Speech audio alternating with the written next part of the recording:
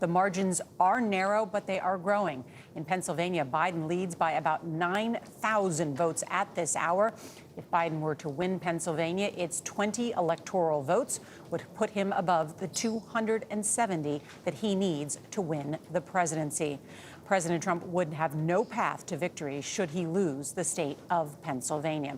Now, at this moment, we should remind everybody CBS News is not yet projecting a winner there. Now, let's take a look at Georgia, where Biden's lead is much smaller. In the state of Georgia, it's just over about 1,500 out of 5 million votes cast. Georgia's Secretary of State saying just this morning he expects there will be a recount in the state of Georgia. Our projections at this hour still give Biden an electoral lead of 253 to 213. Now, the Trump campaign put out a statement earlier this morning saying, quote, "This election is not over," and citing many irregularities in Pennsylvania without providing any evidence of those irregularities. And let's bring in our panel here to discuss exactly what's going on. So many developments overnight, but also not only Georgia and Pennsylvania, but we just saw a new batch come in Nevada, and we're seeing Biden's lead grow there as well. If you're a candidate right now, you want your lead to be growing. That's happening for Joe Biden in Pennsylvania, it's happening in Nevada, and it's happened in Georgia. For the president, it's only happening in Arizona, where he is shrinking the lead that Joe Biden has, but he is not shrinking it by enough, it looks like, to be able to challenge Joe Biden in that state where Joe Biden is ahead by about 43,000 votes. Let's just set the stage, because we've mentioned at CBS News, we've still not called 5 states. That's right. That's right. We have characterized Nevada and Arizona as likely for Joe Biden. Major Garrett is our chief Washington correspondent. He is over at the wall. Can we go inside? Let's start first with the state of Pennsylvania. Let's go inside and just look at how narrow that margin is right now. Sure. Here we go. 20 electoral votes in Pennsylvania. Let's call that up. 49.4% for the former vice president, 49.3% for the president, but the lead has been growing. You can see it's almost 9,000. It's exactly just over 9,000 for the former vice president. That's growing.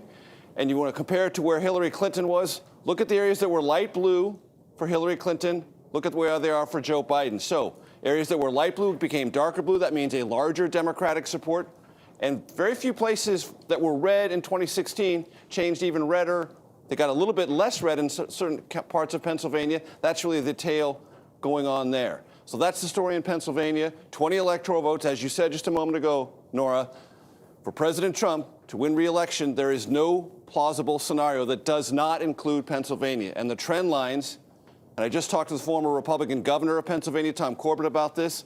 He's looked across the state. He's looked at all the counties. He was a very important source of mine on election night in 2016, suggesting that what he was seeing was going to project an ultimate Donald Trump victory. He was right about that. He just told me, I've looked at everything across Pennsylvania, and I don't see any path for the president to overtake the lead that Joe Biden currently enjoys in the Keystone State. Okay, hold on with Pennsylvania, Gail, because you had Republican Senator Pat Toomey on CBS this morning, and you asked him about the question about whether there's any fraud in Pennsylvania, and he said what? He made it clear that there is no fraud that he can see, that he thought that it was totally baseless. That said, he also said he's okay with a recount. He is predicting and believes that there should be a recount in Pennsylvania because the lead is so close. But he also made it clear, no, there's no fraud in Pennsylvania that he is aware of, that he has seen. And can we give everybody a sense, because I guess people want to know, if Joe Biden has a 9,000 vote lead in the state of Pennsylvania, what is still outstanding? Maybe Anthony can weigh in. Why haven't we called the state of Pennsylvania? What else do we need to know? What's still outstanding? That's an Anthony Salvanto question and answer. And he's right there. I can't answer that. And he's going to walk over and assist us. What I can tell you is, before Anthony gets here, 95% of the vote in, but Anthony, take it from there, because once you start getting deeper into that screen, I start getting a little bit nervous and I back away. That's perfectly fine. That's what I do. You know, the rotator cuff injuries have been known to happen. Reach in enough on a late night. So hit that back arrow, this one? Major. Yeah. Okay. All right. Now, well, zoom in on Pennsylvania one more time. Hit Pennsylvania one more time. Okay. Hit that check mark. Okay. So we have a rough estimate of the outstanding vote, which is 133. That's been declining over the course of the day.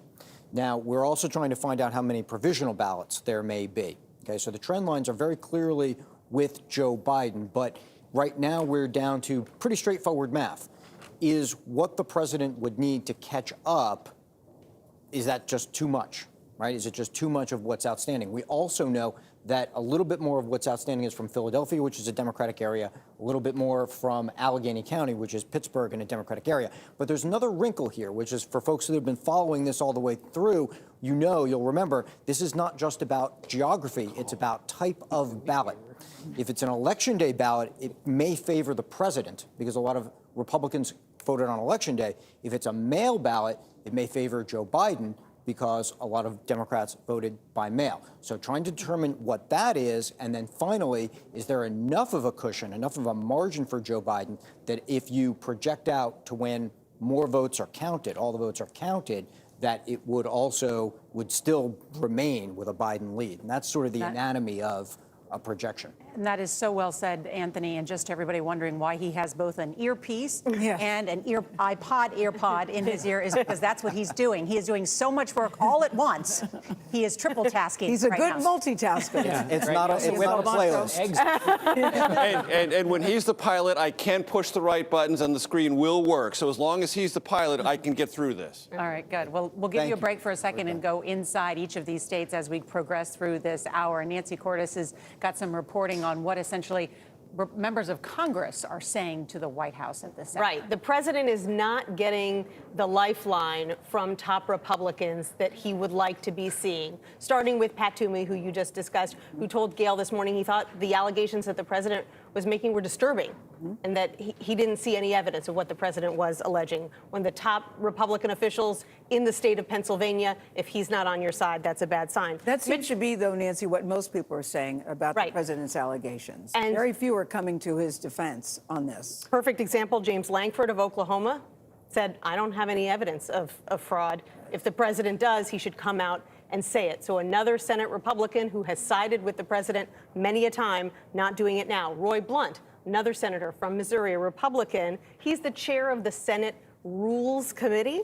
He said, I think the president should turn this discussion over to his lawyers. And what's the word for Mitch McConnell? That's the voice everybody's curious to hear from. Mitch McConnell put out a tweet this morning that was very notable for what it did not say. This tweet said, we should count all the legal votes. We should not count the illegal votes, period. What it did not say was that, he believed anything that the president was saying, that he thought that there was fraud, that he thought that the count should be stopped.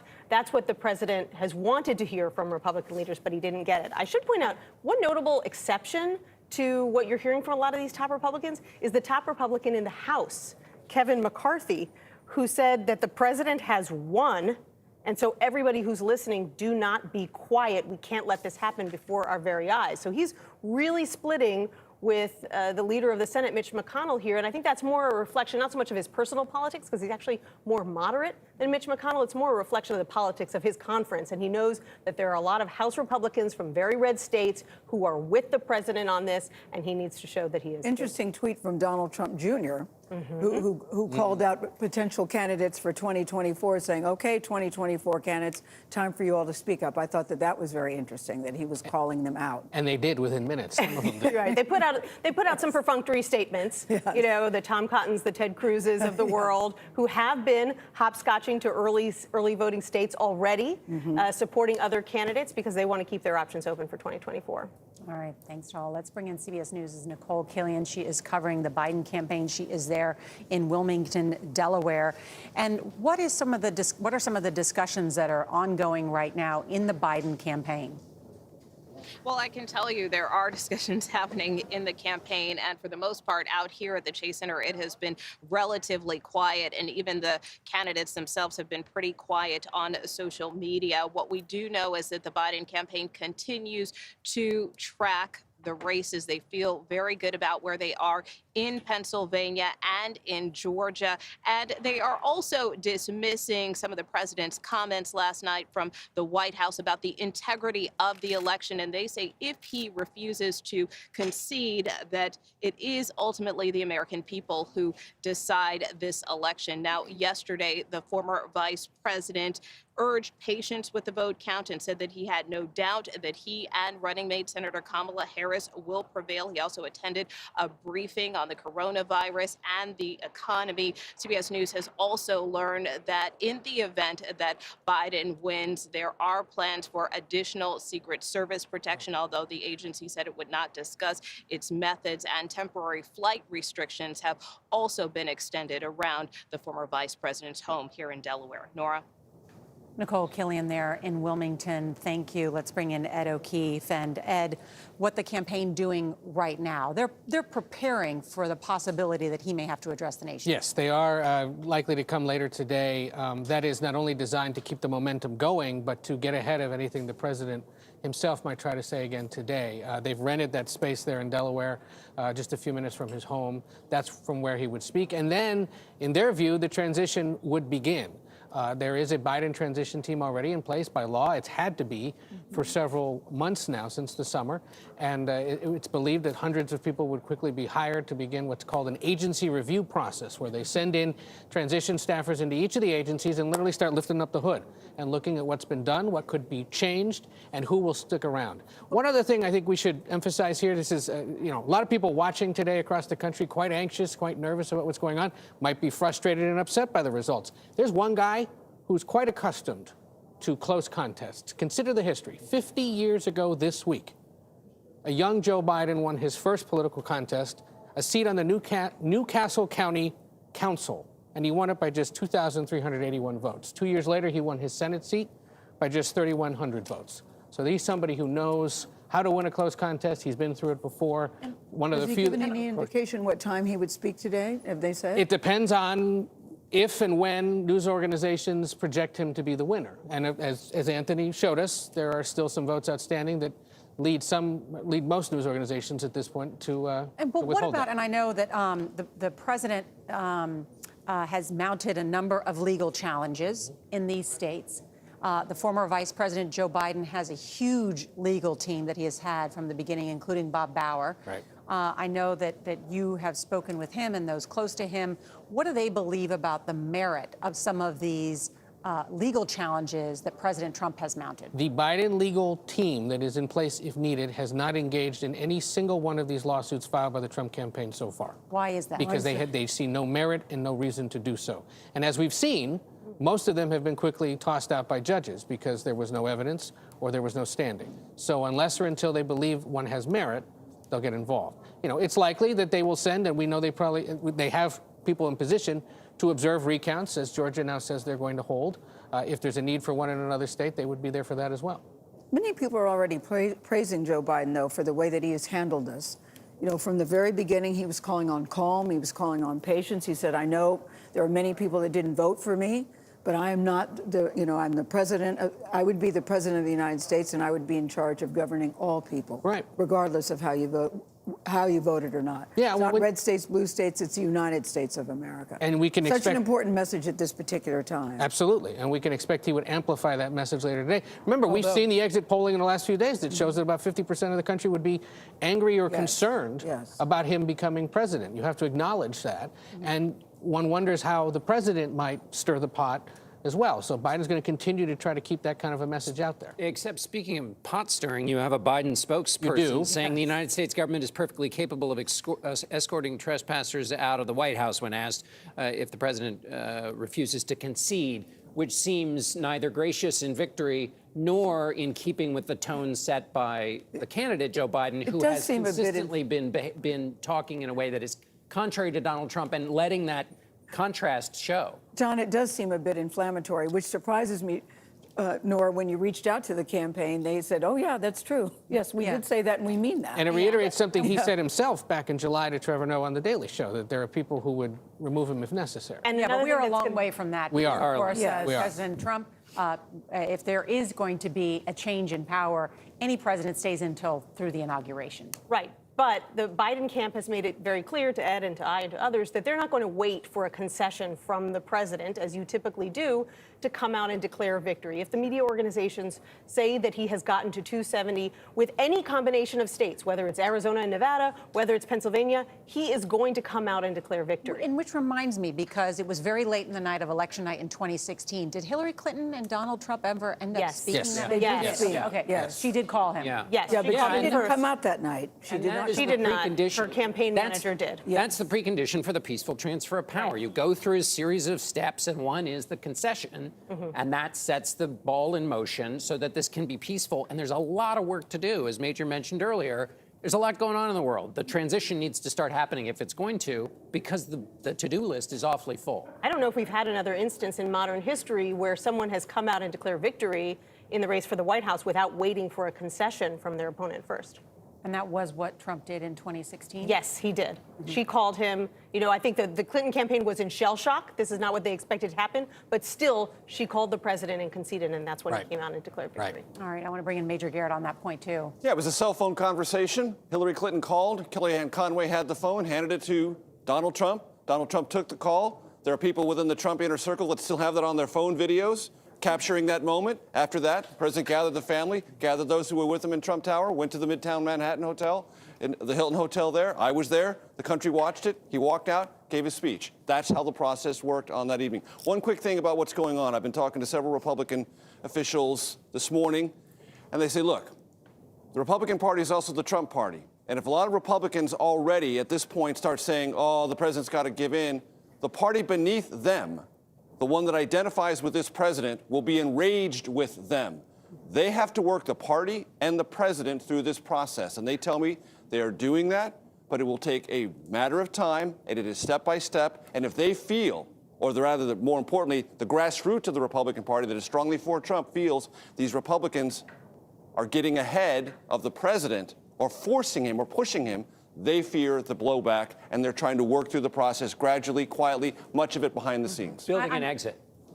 Pardon me? Building an exit off-ramp. Yeah. Yes, but trying to do so with very little public awareness of that because of the fear of blowback from the grassroots of the Republican Party. Major, I'm going to bring in Jamie Yuccas in just a second. She is in Arizona, so I want to just have you pull up Arizona because we're going to talk about that. And Jamie, explain to us where you are and what you're seeing behind you. Well, I'm at the Maricopa County Elections Department, and what you can see behind me is what Major is talking about. There are hundreds of pro-President Trump supporters. As I just started talking live, some of them have started yelling at me. You can hear them yelling, "Count the vote." You see plenty of American flags and President Trump 2020 flags. You also see a number of flags that say, "Take them away," with AR-15s on them. There are a number of people who are armed in this crowd. They say it's to defend the Second Amendment. What happened inside that building right now, and is currently happening, is that ballots are still being counted. So we had about 61,000 ballots reported this morning from this elections office. That put us at a threshold of about 51% for President Trump, which is well below the threshold of what he needs, of 55.6%, if I'm doing my math right, of what's left. Now, we do still have about 200,000 ballots that need to be counted at this point right now. We've seen a number of sheriff's deputies coming in and out of both the elections office here in the parking lot and on the other side of this fence to make sure that the crowd doesn't get too rowdy here. They've been mostly peaceful, just chanting and talking amongst themselves, waving flags and things like that. We've had a number of speakers come up to talk and number of signs and things like that. Every time the media is around them, they keep telling us that they want transparency. They want the votes counted here. They want to actually be able to go in and see what's happening. We remind them they can do that. There are 24/7 web cameras available in every single Arizona elections office. They just have to go to the county's website to do that. They claim it's not good enough, so they plan to remain here. This rally started just about 20 minutes ago and is expected to go for quite some time today. So we'll remain on scene and see if anything changes. As I said, this has been mostly peaceful so far, but I can tell you that every time President Trump talks about those illegal votes, that is another chant that happens here. It seems to embolden this crowd, and the feedback that we get is that they want to make sure that every vote here is counted. Nora? Jamie, it's hard to tell looking at that picture, but how large is the crowd and what exactly are they saying? I can't understand. It is hard to tell how large this crowd is, Gail. I can tell you because it actually wraps around different points. And what the elections office did is put up fencing to make sure that the workers inside can do their job while these demonstrators are out here. And the crowd itself right now, I would say there's a few hundred people. This is the largest crowd that we have seen out here so far. So you may remember the other night when things did get a little out of hand, where police in riot gear had to move them back from the door. There was probably only about 150 to 200 people at that time. I would say that this crowd is nearing close to double that point right now. But what they are yelling is count the vote, not stop the vote. We've heard stop the vote in other cities. Here, they want the vote counted, so they'll chant count the vote at this point. And they want to make sure that legal votes are counted. We keep hearing that a lot chanted as well.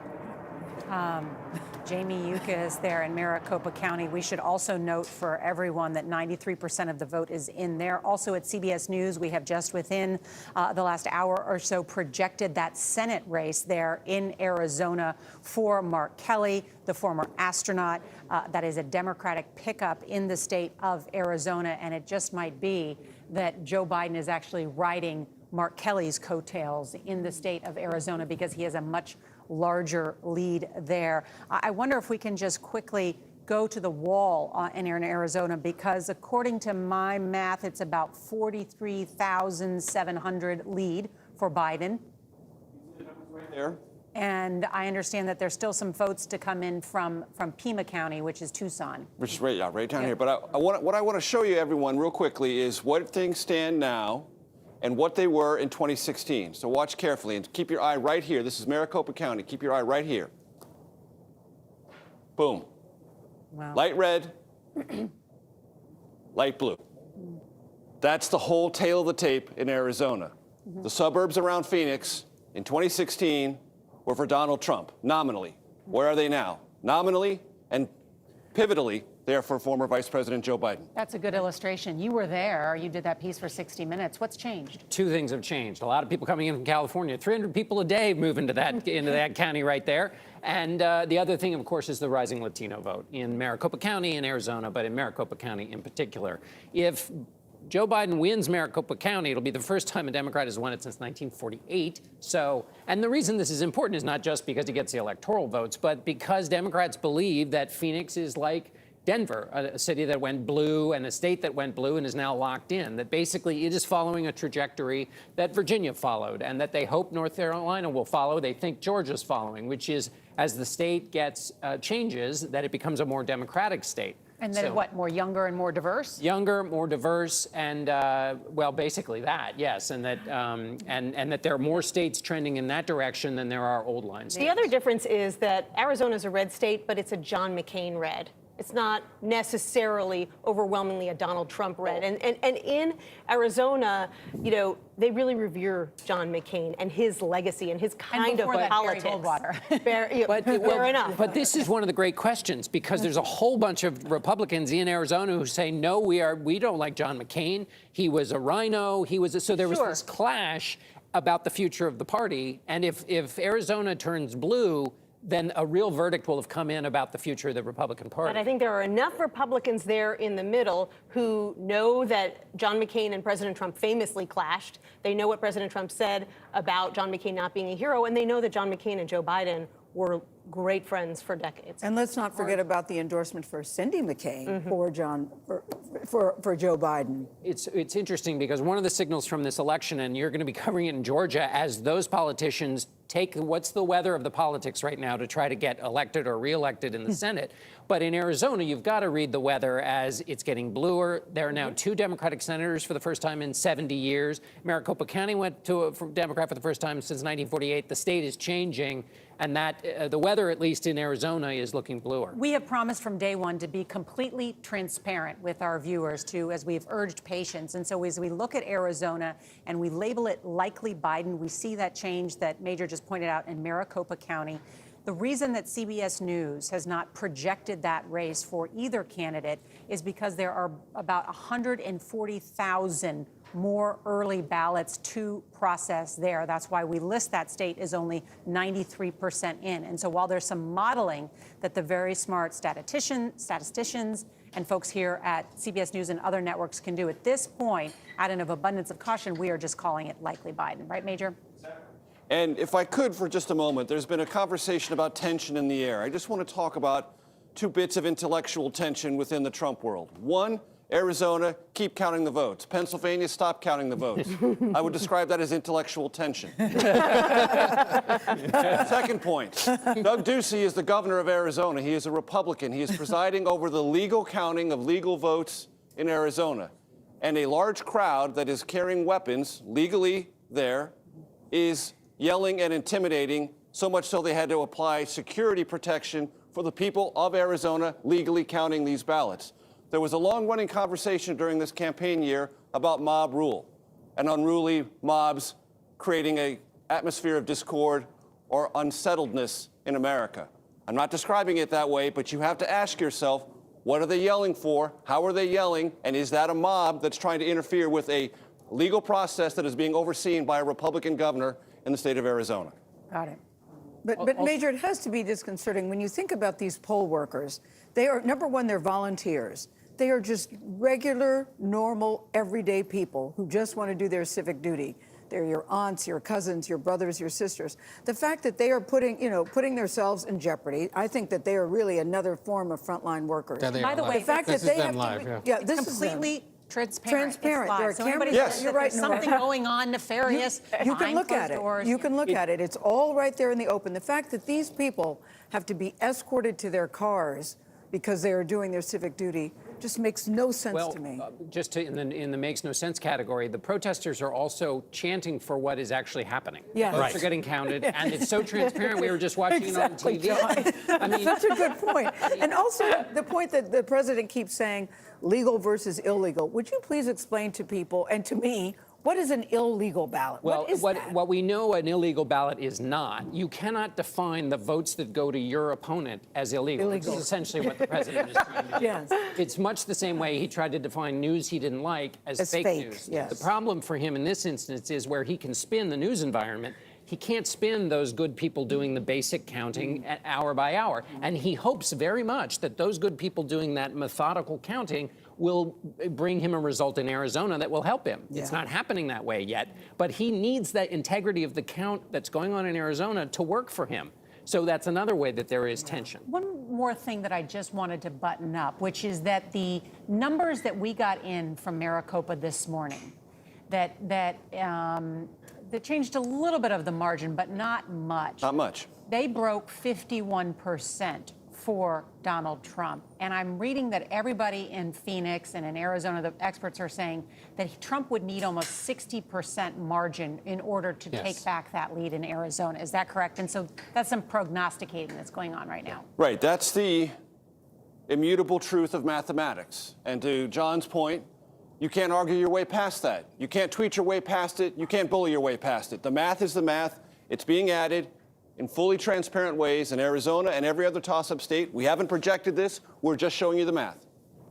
All right, Ed Right. O'Keefe. Well, this was what the Biden campaign was warning supporters about yesterday. But there was a chance he would hit the 61% threshold, which he did not. But they said, stay patient, stay calm. That's what they were channeling, is that could potentially happen. Can I button up one other thing? Yes, please. If we weren't clear about this earlier. We're in the buttoning up category. Yes, we are. They are making plans. If things get called for the former vice president this afternoon, they are making plans for him to speak tonight. And it would be tonight if it happens this afternoon. If it happens later, probably gets pushed into Saturday. There are questions about this. We've confirmed it. Other places reporting it as well. But there would be remarks from him tonight declaring himself the winner should it get called this afternoon. We don't know when or if that will happen. It depends on the vote count in several places, but those plans are being made in Delaware. All right. Well, I wonder if we can get an update then from our elections director just about where we stand in a number of these states in terms of getting closer to the ability to call them, or how much time we may need in order to do that. Anthony, we have a quick question for you. Sure. If you want to join Major over there. Yeah. There's a question No, about. look, this is live. This is live. Timing. We're watching There's a ballots question about coming in. timing. We've got people on the Why don't we go ground. back to Pennsylvania then, just to show, because are you getting any closer to feeling like you could call that state? No, not at this moment. And what happens is this can change moment to moment, but as counties report what they've counted and what's outstanding, we get a better picture of the way things are trending, right? So what you see right now is we still are waiting for more count out of Philadelphia, but it may be out of Pittsburgh, out of Allegheny County, that we need to wait to see how much they have and how the candidates do there as well in order to put together a composite, a statewide measure of how each of them are really doing and what's left. What button? What button? Hit the check mark. There we go. That I can Okay. do. So you've still got a large pile of ballots out there, and in some sense, you see right now, if you hit the back button, okay, if you still see this margin here for Joe Biden, yes, he is in the lead, and yes, the areas that are still left to report are on balance Democratic. So that, we transparently say, is a trend line that is going his way. However, when you get down to it, it's only about 8,000 or 9,000 votes, and it's really not that hard to shift that. Once you get into tens of thousands of votes, perhaps, then you can start to say, well, that's a trend line that wouldn't reverse. So, Anthony, when you get new votes, you're not only learning about the number, but you're also learning a little bit more about voter behavior, which tells you maybe something about the votes that are yet to come. Is that right? That's exactly right. That's exactly right. And to a certain extent, then the pie, if you think of it, think of the pile of votes like a pie and they're dividing it up, right? What remains gets smaller and smaller. And so the trailing candidate has to get a bigger and bigger slice of a smaller and smaller pie. Okay? Well, And Anthony, looking at that pie, do you see any scenario that pie would go in Trump's favor? Well, what you really need to know, actually, hit the check mark, okay? Hit the trailing, okay? This is that pie, okay? So the pie at 54% is not an unreasonable number. This is what Donald Trump would need to catch up to Joe Biden. Okay. Now you figure right now Donald Trump is getting beneath that number statewide. So you've got the start of a pattern. But is it unreasonable that number might make it to 54% in tight races? It could. But doesn't the fact that where the outstanding votes are coming from, doesn't that lead you to believe that it's highly unlikely? I know in the world anything is possible, but looking at the outstanding votes, doesn't that lead you to believe that it's highly unlikely that those votes will go in Donald Trump's favor? Well, that's why we describe the state of the race as trending toward Joe Biden based on what we've seen. But We have characterized that? it's that likeliness, it's that likelihood that we want to be really clear about. It's not about, well, maybe, or well, we could, but we want to be really, really, really confident about the way that it's going. And Anthony, are you looking for the spread between these two candidates to get outside of recount range? Is that something that's important to you before making a call? Well, that would be ideal, but at the same time, that may be harder to precisely measure because you need to know then what the total vote is going to be in order to figure out what the recount margin is going to be. So it could be a little uncertain there. And let's just pause there because it's worth emphasizing this point in Pennsylvania. The total vote, there is a percentage of the vote that is not being counted because it arrived with a valid postmark on Election Day after. There's a 3-day period under Pennsylvania rules where those are accepted. They haven't been counted yet. So getting to that idea of what's the total vote count, hard to know because they are being set aside, and this vote total, as it accumulates, represents votes cast early, mailed, and arrived on Election Day. Not a single ballot after Election Day, even though it will be legally counted, has been added to these vote totals. Right. If the pie gets bigger, then you don't need as much of it to catch up. Okay, I'm following the pie analogy, but you've labeled Making me Nevada, you've labeled Arkansas, Arizona. Yeah. Nevada and Arizona as likely Biden. I don't understand why you're not labeling Pennsylvania as likely Biden. That's what I'm confused. Well, for one thing, the trend line and the size of the lead with just a few thousand votes there. But Major, if you could go to the back up arrow. There you go. Okay. Here's the thing about Arizona. One is that the model estimate has had this pointing toward Joe Biden for a while, and that's what happens in typical elections versus what you're already seeing. It's that voter behavior trend that John mentioned.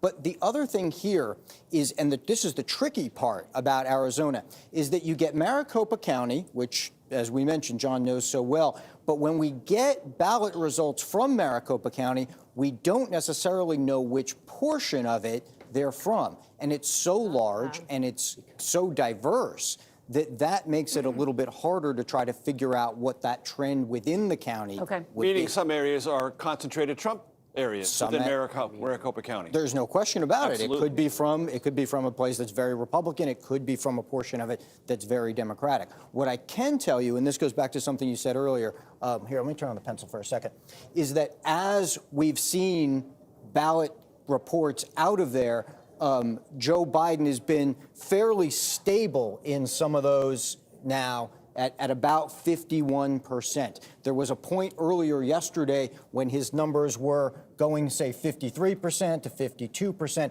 and now the last one sort of plateaued off at 51%. So that's how Joe Biden basically maintains his lead while that pie shrinks. It's a little bit like trying to run out the clock in a baseball game, but There is no clock in a baseball game. Exactly. Come on. That's my point. Come on, I know that. This is so incredibly helpful in terms of sharing with everyone just how complex this system is, Right. and what we're doing here at CBS News and our counterparts as well in terms of this.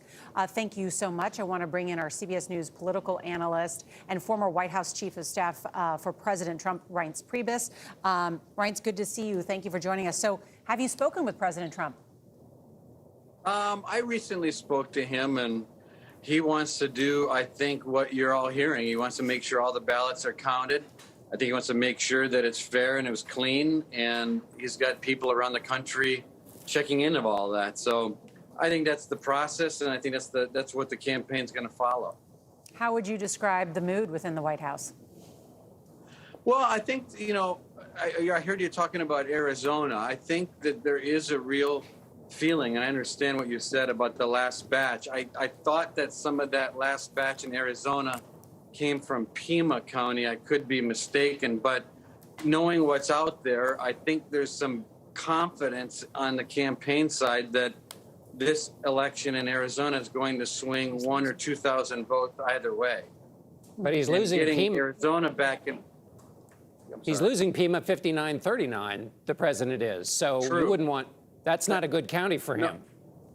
No, I understand it. That's why what I said was the reason that last batch may have not been as good as the other batches was that a lot of it was from Pima County. So we're agreeing with each other. But I think getting Arizona back on the map, obviously, psychologically, is going to be very important for the campaign. And if Arizona doesn't come back into play, then you're into canvassing and looking for clerical errors and things like that. And those things can happen. But, it has to be extremely close for, like I'm in the state of Wisconsin, for a machine count re-election, you have to have serious, like mechanical canvassing type transcription errors that you can find during the canvass. And then at the canvass gives you the time to put your affidavits together for the recount. So And let me ask you about that, Ryan. Yeah, I noticed you used the phrase clerical errors. Your successor as now chairwoman at the Republican National Committee, Ronna McDaniel, said, "We are not seeing any evidence of widespread fraud." Would you agree with that? Well, I'm not in the weeds with it, so I'm not a good person to ask. But what I can tell you is there are things like this. For example, I know that in Michigan, I'm not in Michigan right now, but in Michigan, there was things like in Huron County, which, by the way, is like the thumb part of the mitt. they sent in a amount of votes for 45 votes for President Trump. Turns out it was 450. In another neighboring county, they reversed the Trump Biden number, and it ended up netting Trump 6,000 votes. I mean, that stuff happens in canvassing, but I've led recounts in the state of Wisconsin and around the country. I can tell you that the time for fraud and affidavit, and that is during the recount, when you petition the court and you start pulling ballots out of the boxes. But Ryan, could we go back to Arizona for a second? You said something would be psychologically helpful to the campaign, but what difference would it make? Because let's say Donald Trump gets Arizona, he still doesn't have enough if Joe Biden, as the way it's looking, gets Pennsylvania and Georgia. That puts him well over the 270 mark. So what difference would it make? Well, I mean, it makes a difference in that, number one, winning a recount and court cases in 3 states is obviously harder than in 2. Secondly, I think if you put Arizona back on the map, then you need to make sure that the closer races, at least as we sit here now, I don't know how it's going to look in 12 hours, but the closer races in Georgia and Pennsylvania, still counting ballots, still proceeding, I think are opportunities for the campaign. And so that's the whole point. I think getting some sort of ray of sunshine here by reversing Arizona, I think, would be a psychological lift. Okay, I see. And that's an interesting point, and that perspective is reflecting what the White House is saying. If it's that narrow of a margin in Arizona, if it's still a narrow margin in Pennsylvania, and certainly is in Georgia because it's within recount range in Georgia at this hour. You know, the president said something really interesting on the day of the election when he addressed his campaign team. He said, losing is hard for him. Do you think anyone has spoken with the president about, or had a conversation with the president about what happens if he loses? I don't know about that.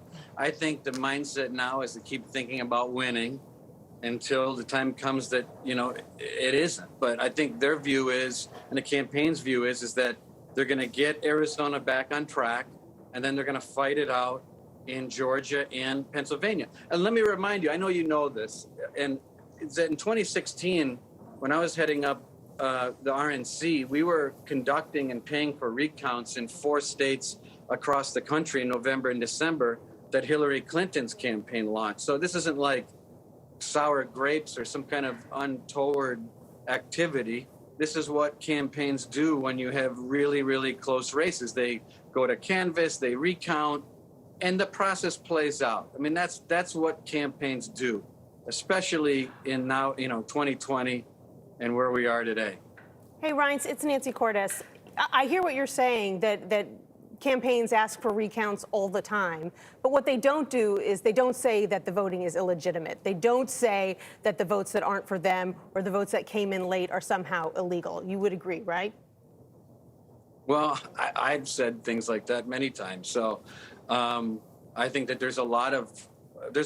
I have experienced cases of illegal voting, certainly not hundreds of thousands, but you go back in Milwaukee where I'm at, it's a unique place because in 2004, the Milwaukee Police Department put together a 70-page report of voting irregularities and problems in Milwaukee. It wasn't the party, it was the Milwaukee Police Department. I remember a police officer in my law firm where I worked handed me a copy of their report. And what they found was it wasn't just illegal activity, it was more of good people trying to do a good job, being overrun with thousands of ballots, signatures all over the place, identification problems, registration problems, vacant lots. But why would that be more likely to benefit? Sorry to jump in, but why would that be more likely to benefit Joe Biden versus Donald Trump if there are clerical errors here and there? Well, I mean, it depends where they're at and it depends on the motivations. Look, I'm not the one gathering up the affidavits. I mean, my advice to the campaign would be that for anyone that says that there's fraudulent activity going on in my community and I saw it, I'd say, fine, here's an affidavit swear under oath and penalty and perjury that this happened, give it back to me, and I'll put it together as part of my petition to the court when the recount starts. When I was a lawyer many, many years ago, and we represented Bush in the recount in 2000, you might remember there was a lot of states recounting. It wasn't just Florida. I was the young lawyer that was driving around Wisconsin gathering up affidavits. And that's really where the rubber meets the road. I mean, it's where you separate the accusation from the reality. And Thank just, you, Ryan. Ryan, just on that. reality, that reality doesn't come in the process until after the canvas. Okay. And we should revisit just quickly on that Milwaukee police report. They found very little fraud, and they found it didn't sway anything. So it actually was a very thorough investigation that didn't find much there. Well, it's not. I don't know about that, John. I mean, it was a result of some of the requirements from the Help America Vote Act, which ended up blowing up in the Supreme Court. But it certainly established problems with signatures, voter rolls, registrations. I don't remember every detail of it, John, but I do think it was a landmark report that certainly showed a lot of problems in our elections. I'm not suggesting. Right. So you that got all to be those careful if things you are don't the remember reason. every detail of the report with old John Dickerson. Well, I don't remember This guy writes, this guy's just, Who fact does checked. remember every detail? Who just fact checked a whole book of presidential history. But anyway, no. But look, this is we appreciate your perspective, Ryan. Yeah, I appreciate, Okay. and Thank you. Reince, thank you, because in just laying out the map, you really have reflected, I think, what the view is inside the White House, that they believe they could turn Arizona around and maybe either litigate or try and win a number of votes in Georgia and Pennsylvania, and that certainly is the belief of Republicans, and you have reflected that. And so thank you for joining us. We appreciate it. We also want to bring in Democratic Senator Bob Casey of Pennsylvania, who joins us now. Senator, good to see you. You just heard what President Trump's former chief of staff said about Pennsylvania. What are you hearing? Well, first of all, Nora, Joe Biden's going to carry Pennsylvania. He's ahead now, but he's going to carry it. And when the official vote is done, he'll win Pennsylvania by somewhere north of or south of 100,000 votes. He's going to win Pennsylvania, get the 20 electoral votes. I think that's the reality. I realize there might be litigation, but that's where it's going to end up. Where do you see that vote margin coming from? Major Garrett's going to pull it up on the map while I ask you this, but we don't have more than just a couple 100,000 votes outstanding. How is Joe Biden going to win by such a large margin? Well, Nora, in every election we've ever had, there's a certification process. So more votes come in over the course of the counting that continues until it is certified and there's official count. One number that's not reflected is the provisional ballots. We're told that's about 100,000 in addition to the ballots that are being counted now. So even if over the next 24, 48 hours or so, he's ahead by some other number, 40,000, whatever it turns out to be, we think it'll go higher when the official vote is completed. And by the way, President Trump's official margin in Pennsylvania was 44,292. So this would be obviously in the end a wider margin. So this was my point, Senator Casey. This is our vote tally here, because we show that there are only 133,000 outstanding votes there. So that would mean that he would have to win 90% of the outstanding vote in order to win by 100,000 votes. How is that possible? Well, in the official count, Nora, that's not the numbers you're looking at don't include provisional ballots. They'll be part of this count in the end. The official vote, the official certification will happen probably 2 weeks from now. So the numbers that you'll see on the screen for the next couple of days won't reflect that. So the number will grow. That's the best estimate that we have, and that's based upon the data from the Voter Project, folks that have been looking at these numbers and making that assessment.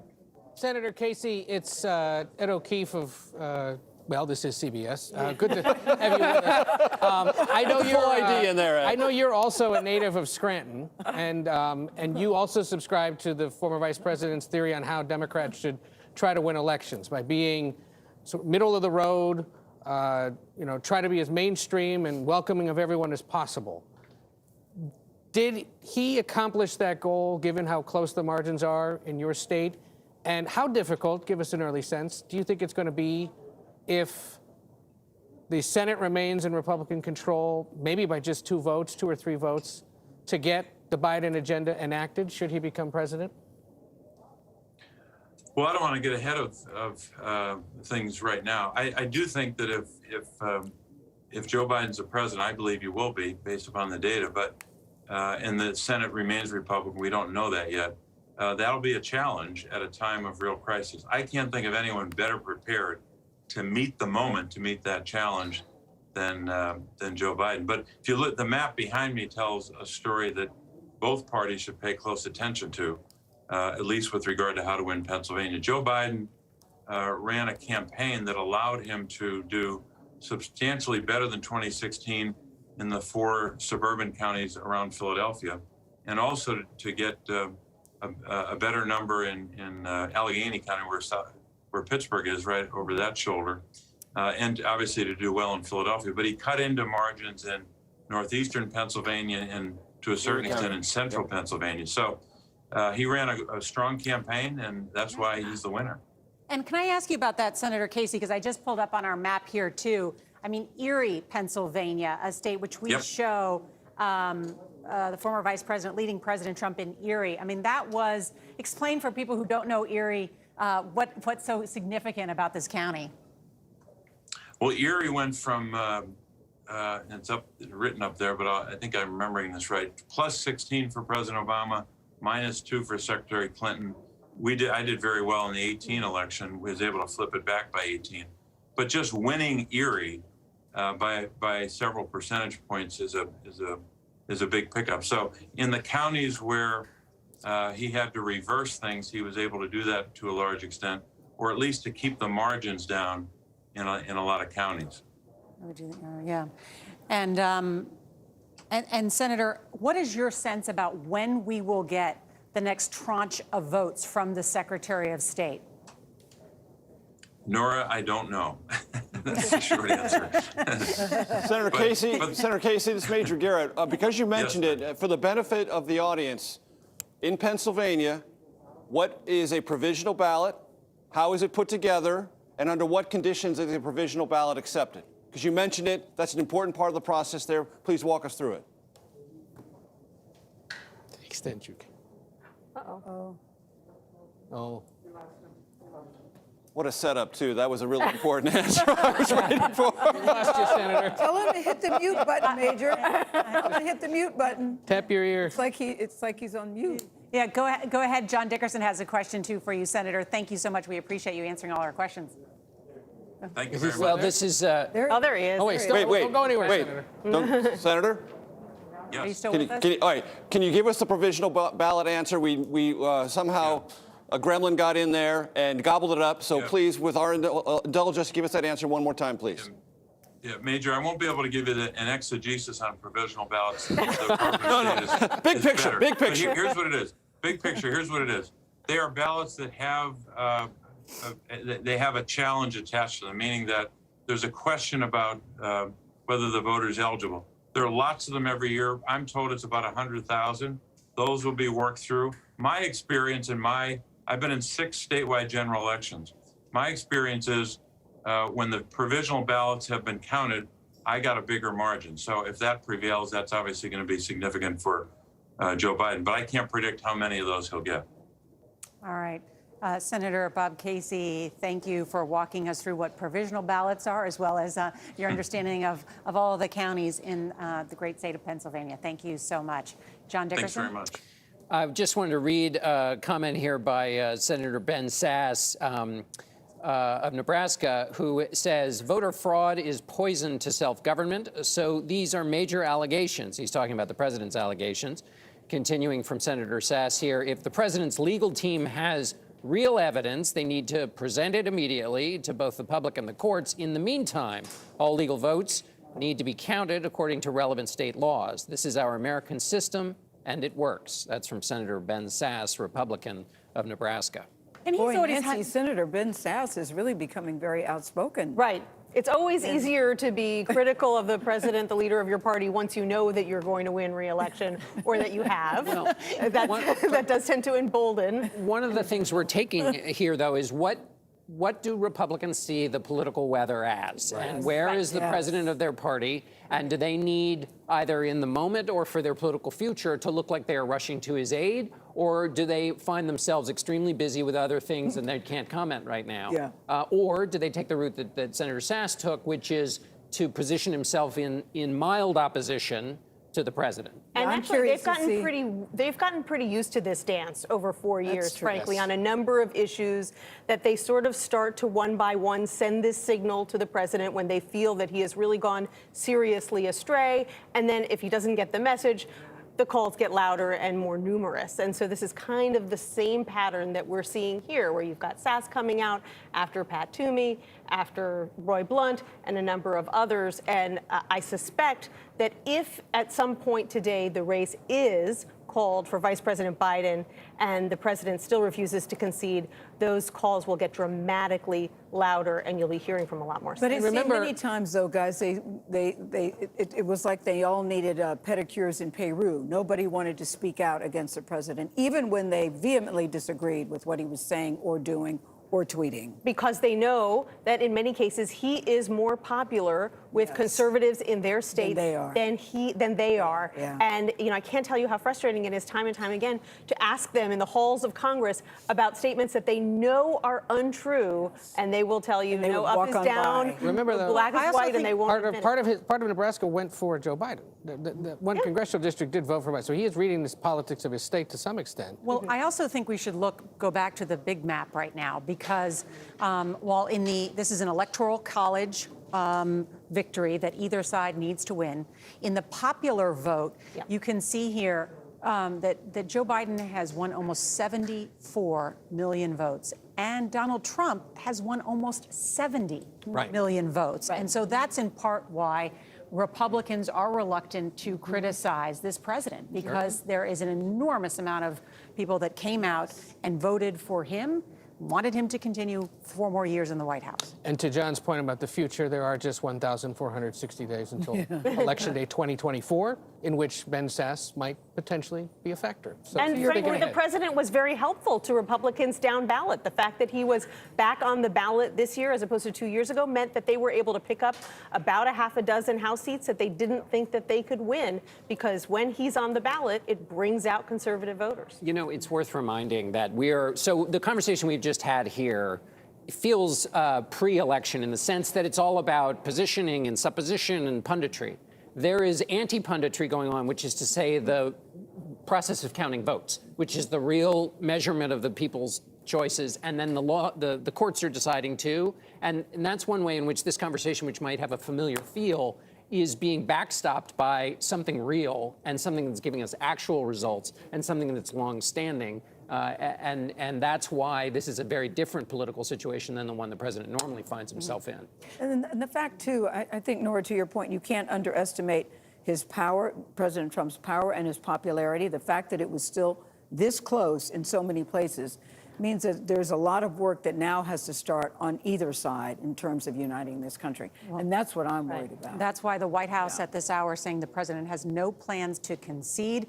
We'll show everyone the map again. There are 5 states that CBS News has yet to project. Those include Arizona, Nevada, Georgia, North Carolina, and Pennsylvania. Overnight, former Vice President Joe Biden taking the lead in Georgia and Pennsylvania, which means he now holds a lead, albeit narrow one in many of these states, in Georgia, Pennsylvania, Nevada, and Arizona. President Trump is leading in North Carolina at this hour, but there are still slim margins in many of those states with a number of outstanding ballots that are just coming in, and that is why CBS News at this hour has not projected those 5 states or projected a winner for the White House and the U.S. presidency. The votes do keep coming in today. We're updating them all throughout the day. We're updating all of you online and on CBSN and on this network as we get more and more information in.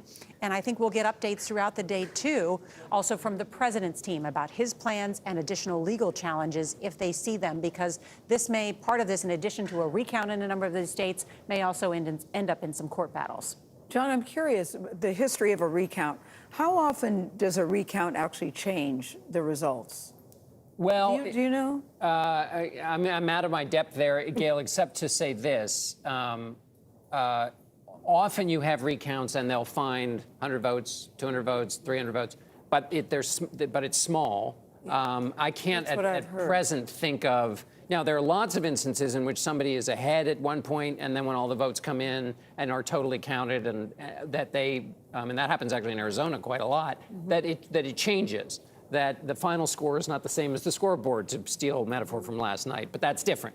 That's not a recount. All right, just as we are about to finish up this hour, I want to have Major Garrett just quickly pull up the state of Pennsylvania, because there has been a change there in just the last minute with more reporting. We now have Joe Biden's lead has extended to 12,390, you see there. He took the lead in Pennsylvania earlier this morning, and now it is at 12,000. Thanks to everyone who's been part of this coverage, and our coverage will continue on our 24-hour streaming network, CBSN. There will be more on your local news on this CBS station. We're going to have a full wrap-up tonight on the CBS Evening News. This has been a CBS News Special Report. I'm Norah O'Donnell at CBS News Election Headquarters in New York. Thanks to Gail, John, Nancy, Major, and Ed. For news 24 hours a day, go to cbsnews.com. When you are older, you will be able to do the same. Okay, you guys, that's enough. Faith, come with me. No, I want to be alone. What? Where are you going? Adam, what were you thinking?